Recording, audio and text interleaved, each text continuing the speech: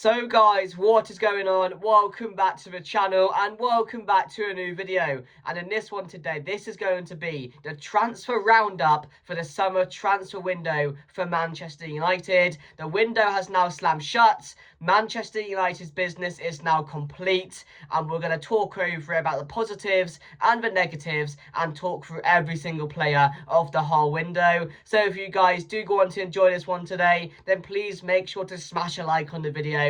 That would be greatly appreciated. Please make sure to share the video and make sure to comment down below your favourite signing of the window and your favourite departure as well. Which player did you want off the books the most, and what player are you most excited to see play more often for Manchester United? Please let me know down below. And we'll quickly touch on the Burnley game. Of course, Manchester United picked up our first win in the Premier League in the 90th minute, a Bruno Fernandes penalty, and it felt good just to get that win. Obviously, I wasn't able to watch it. It wasn't on TV and I was at football, so I wasn't able to watch the game. But the highlights from what I saw, it should have been more comfortable, and yet again, the same sort of mistakes, the same conceding silly goals still exist at Manchester United. But, you know, we've got to look at the positives. It was a win. It was 3 points. And, you know, we're doing better than Manchester City. We are actually doing better than Manchester City. So look at the positives. We finally got a win and put 3 points on the board. So, yeah, the Burnley game, at the end of the day, Bruno Fernandes stepped up again when we needed our captain the most. And that's what captains do. So very, very happy with that. But now let's get straight into it, guys, because Manchester United have finally signed a new goalkeeper. Oh, praise the Lord. Bloody yes. A new goalkeeper is now at Manchester United. I will read out the here we go. You guys have probably already read through all of these here we goes, but we're also going to go through on this video. And that is Lammens from Antwerp has joined Manchester United on deadline day. What a deadline day it was. I was so happy when I saw this because I've just had enough of Onana and Bayindir, and now we will no longer be seeing them again. Well, maybe just now and then, but Lammens is going to be Manchester United's new number one going forward, and I could not be more happier.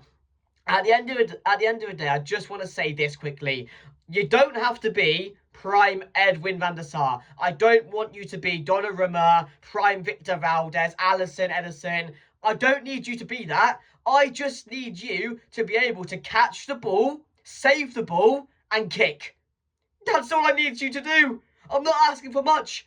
That is all you need to do to be better than Andre Onana and Bayindir. Save the ball, catch, don't be scared of corners, and kick the ball. I'm happy, because it looks like we're going to get that now. But that's all he's got to do. That's all he's got to do. So we'll move on to it. Fabrizio Romano broke the news on deadline day. Manchester United agreed 21 million plus add-ons deal with Royal Antwerp for Lammens. Here we go. Agreement in place for Belgian goalkeeper to join Manchester United immediately. Deal set to be sealed after medical. Deal also included add-ons per David Ornstein. So it was between Emi Martinez, who actually really looked like we were going to sign. It looked like it was really, really close, and he was just waiting at that training ground to be picked up for medical. And then Lammens, a player which Manchester United have been working on for a while, finally agreed the right deal. Personal terms weren't an issue, and he had a medical, and he joined and signed all the documents on deadline day, so we got him in time. We got him signed in time before the deadline day shuts, and I could not have been more happier. Yes, we haven't got a midfielder, and that's a major negative. It really, really is. I'm not looking forward to going the whole season now without having a midfielder to balance the books of Bruno Fernandes in the middle of the park. That's really concerning, and I think that will be a massive concern throughout the season, and the fact we haven't got that done has made me a bit sad, I'm not going to lie. But we did desperately need a goalkeeper, because I cannot tell you how many games either Bayindir or Onana has cost us over time. Maybe even over 20 games. Maybe. I remember Onana single-handedly cost us the Champions League. Bayindir has cost us a few games, but Onana's been much worse with doing that and costing us games. So, I mean, to have Lammens in, young goalkeeper, on the up, had a really good season last year at Antwerp. And from the highlights, I know it's just highlights, but he does look like he is very versatile, very good in goal. And again, I think he's a very balanced goalkeeper with all the things you need. So I'm looking forward to seeing him, because I want us to get behind this keeper now as much as we ever have done, because we've had Onana and Bayern, arguably two of the worst keepers this club has ever had. So as fans, we need to make sure we get behind this keeper for the rest of the season as much as we can now, because he deserves that. He really, really does. And I think he'll get a really nice welcome in. The fans will be behind him, and I cannot wait to see him step onto Old Trafford and just see him in goal. It'll be so refreshing to see anyone other than Onana and Bayern in that net. So I was really happy with that. So yeah, Senny Lammens joins Manchester United, guys. Let me know your thoughts down below. And for a pretty good price as well, you cannot really complain. 18 million when you take away the Euros. So, I mean, it's a very, very good deal from Manchester United. Very happy with that. And yeah, let me know your thoughts down below, guys.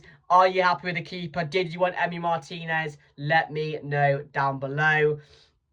Very happy with that. Really, really happy. And then, guys, we move on to our next. Here we go. And our first outgoing. Well, we'll talk about the outgoings now, because that was the last incoming alongside Mateus Cunha, Benjamin Sesko, and Buemo. And we'll talk about the whole window and all the incomings as a whole very, very soon. But we'll talk about the outgoings now. And Alejandro Garnacho, that little prick, has finally left Manchester United and joined Chelsea. We knew it was going to happen. It was just a matter of time. And now we have the official here we go on deadline day, before the window shut. Fabrizio Romano breaking, Alejandro Garnacho to Chelsea. Here we go. Deal done between Chelsea and Manchester United. Garnacho only ever wanted Chelsea, which we knew about for such a long time, and will sign a 7-year deal at the club and a fee for close to 40 million package, which again is very, very fair.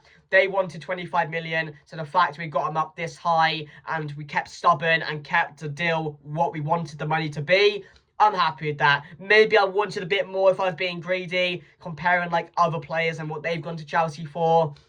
But, you know, we needed this guy off our books. He was a very toxic player, caused so many issues. And again, he's just such an egotistical little prick who I hope really goes on now to fail at Chelsea and have the worst time there. And they're going to see him and they're going to be very impatient with the player, and then it's just going to get toxic at Chelsea for him as well. So I'm looking forward to seeing him and facing him at Stamford Bridge or back at Old Trafford. That's going to be bloody beautiful to boo this guy on the pitch, isn't it? So very, very happy with that.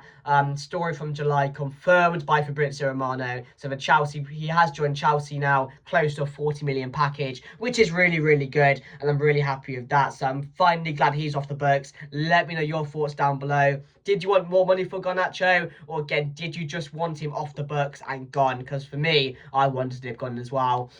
So yeah, Garnacho is gone. I know we got Erasmus Højlund, here we go. To Napoli, which again, I think is a really, really good move for the player. Go back to Serie A, get a bit more confidence back in him. And again, he's joining the champions. So he's going to have a good time there. He's going to get a lot of service. He's going to score a lot of goals. I have full confidence behind the player to do that. And hopefully he can just get back into himself, play well, so we can get a bit of money for him at the end of the window or at the end of the season when he comes back from Manchester United. Verbal agreement done between all parties involved. Loan deal for 6 million fee with buy option clause to become mandatory under certain conditions, worth 44 million, set for medical in the next 24 hours. So yeah, 44 million package at the end of the season if they wanted to buy it, which again, I think is very, very fair. I know we've lost out on a lot of money for a lot of our players, which again, from our point of view, is really, really shit business. And it has been shit business for the last, what, 3 or 4 years or so. We can't look away from that. Look at the money we spent on Anthony, Højlund, Sancho, etc. And now they're all going on loan or going for really shit money. So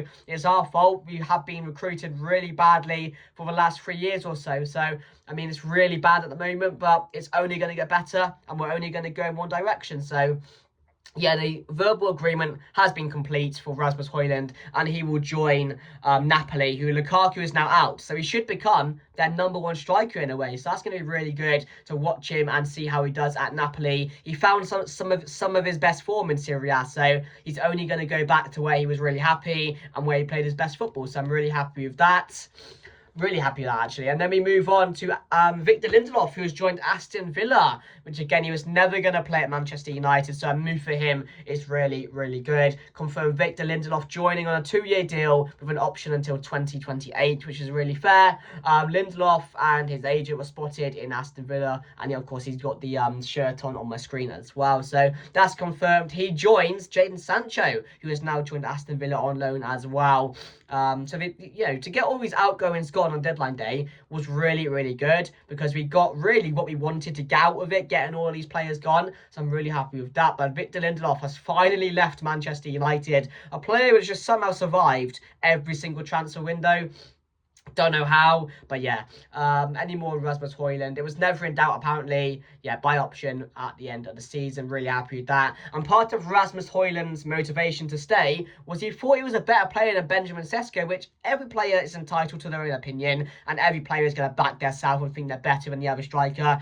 It's how it works, isn't it, really? He considered himself better than Benjamin Sesko. He felt showing that in sessions might give Amorim pause for thought on his departure, despite Sesko's arrival. However, the decision had been made because of Højlund's lack of game time, and that Sesko, of course, joined as well. So, I mean, it never really worked out for Højlund at Manchester United. He had a really good period at one point where he was scoring and assisting every game, but we got to be realistic. He was never that leading striker which we needed, and I don't think he will ever be that. I'm going to be honest, I don't think, even if he did well, came back, I don't think he would be that player that Manchester United need. Like I said, it's a massive, there's massive pressure for playing for Manchester United and being our main number 9, and not everyone can do it. I'm not going to say Sesko can be that player going forward, because we don't know yet. We have to give him a lot of time, and we have to, bed him in and make sure he gets used to the league in a way. But Højlund, I just had a feeling he was never really going to take on that pressure and thrive from it.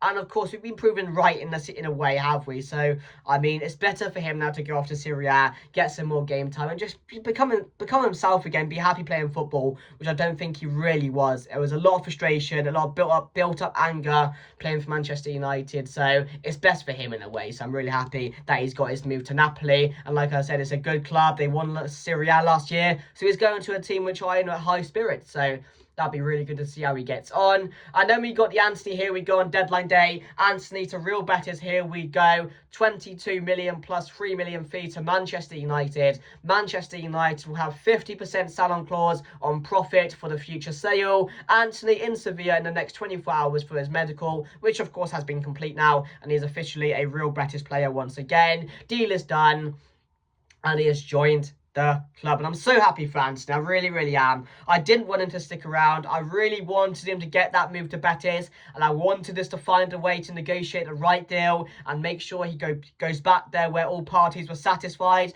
And it looks like we found that solution, which I'm really, really happy about. He played some of his best football other than Ajax at Betis last season on loan, and I think he's really happy there. He's thriving there. There's a good environment behind the club, which you can't really say about Manchester United when he was here last season. So for him, I think his best football is going to be elsewhere than Manchester United. So I want him to go there and really thrive again, because he broke down in his press conference. He does look like a very emotional character, but I just want him to be happy and of course go out there and play his best football. And that looks like what he's going to do at Real Betis. He was very much loved there. You can see on his reaction video turning up again, all the fans waiting outside for him to greet him. It looked good, so I'm glad he's really got his way, and Manchester United have also got our way in what we wanted as well. So I'm really, really happy with that. And he also took a pay cut. To join Betis, which again shows his love for football, unlike some like Jadon Sancho we're going to fucking talk about in a minute, because he's really pissed me off as well, and we'll get onto it now. Breaking, Jadon Sancho joins to Aston Villa. Here we go. Deal in place on initial loan from Manchester United. Apparently, the only reason it wasn't a permanent transfer is because he didn't want it to be. And we've given him chances to join Serie A French league, I think it was. I think there was a team in the Bundesliga, or was it just it was Roma, so Serie A, not French league. So I think it was just the Serie A. He didn't accept Roma's terms. He didn't want to join them permanently. So what he's doing is he's trying to get as much money out of us as possible. And Manchester United have now extended that extension at the end of his Manchester United contract for an extra year, just so we don't lose money on him in 2 years' time, which again I think is a really smart deal from our point of view. But again, for me as well, it's just gonna cause more trouble. He's just gonna be able to cause more trouble at Manchester United for the next year, which again I don't think really benefits us. So literally the only reason this wasn't a permanent deal is because he wasn't accepting the actual terms, and he didn't want it to be permanent, which I just don't get. Like, just fuck off. Just fuck off, if I'm being completely honest. You're not loved anymore. Teams want you, but you're just doing it now for the money. You don't actually care about playing football like Anthony did, or like many other players do, who do it for the love of the game. You're doing it now just so you can get as much money out of Manchester United as possible. What kind of motivation is that? Like, I don't get it. He's such a prick as well. It's similar to Garnacho. I know it's not like a similar situation with what's going on, but some of these players, they just have massive egos and they think they're the shit. You're not the shit, mate. You're not the shit. Maybe you used to be at Dortmund when everyone wanted you, but now it's sad to see what he's become and like what he wants out of his career. I don't get it. Surely you want to go to a place where you feel loved, where you want to be for years to come, and you want to enjoy your football. He's not going to go to Aston Villa and enjoy his football, is he? Because he knows he's going to come back and then get another probably loan deal next season or something like that. So I just don't get it, and I'm glad he's gone. And they're going to see, Aston Villa fans are going to see what he's all about. He really is, and like the trouble he's going to cause there is going to be similar to the trouble he caused at Manchester United.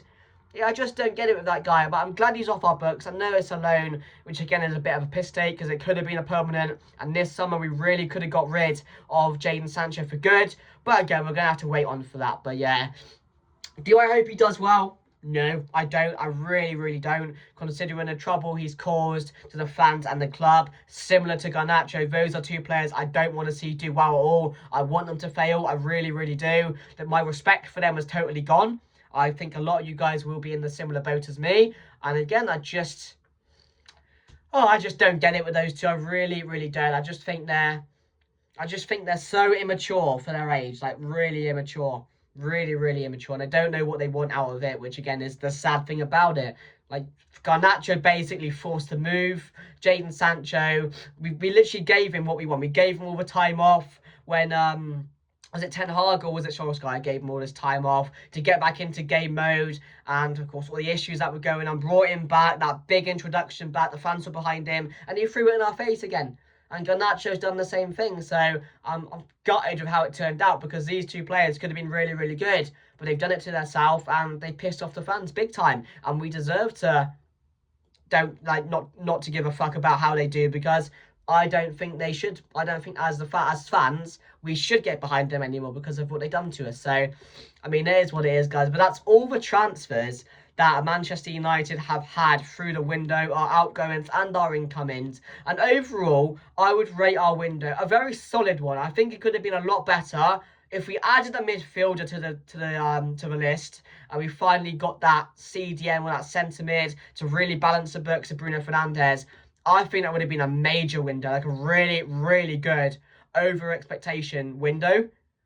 And it's been solid. I wouldn't say it's been poor. It's been solid. We got in 3 forwards, which we really needed to, considering the circumstances with Rashford going as well. He's gone to Barcelona, of course, another outgoing with Rasmus Højlund, Garnacho, players like that. So we needed to reinforce our attack, which we've done with some proven Premier League players in Cunha and Mbeumo. Very, very happy with that. Really happy with that. Some great players, and they're showing it on the pitch so far. They're really getting us invested into them, which again is all we want as fans, to be behind them and for them to give us something to shout about. And they have been doing that. I'm really happy with that. Sesko, we don't know yet. We've got to give him time. Yes, it's been a slow and steady start, and yes, I've been a bit frustrated, but we're going to have to give this man time to bed in, and of course gel in with Cunha and Mbeumo, and hopefully now going forward after the international break, after he's got a few more games in his legs, which he is going to with international duty, which is really good. So It's not bad, this international break coming at this time, but we really need him to kick on and kick on fast now because we don't have time to waste. So I'm excited to see how he's going to do. And obviously, Lammens? It's, what was it again?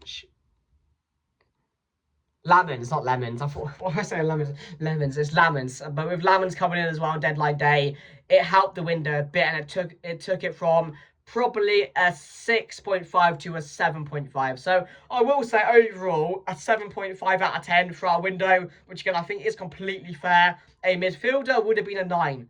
But I don't think we are really short in any other positions than a midfielder now. And of course, it's one of the most important positions on the pitch as well. So the fact we haven't got that done is a bit of a concern. But our mini clear out, Sancho to Villa, Højlund to Napoli, Anthony to Betis, Garnacho to Chelsea, Lindelof to Villa, Rashford to Barcelona as well. And the incomings, of course, Mateus Cunha, Benjamin Sesko, Mbeumo, and Lammens. So I'm very happy with the window, guys.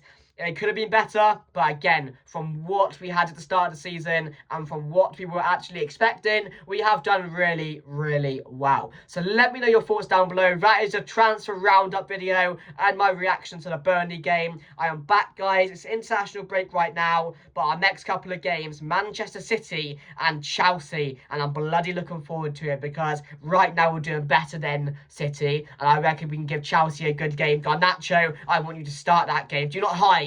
Do not hide away. Start that game. Come against us and see what you've got.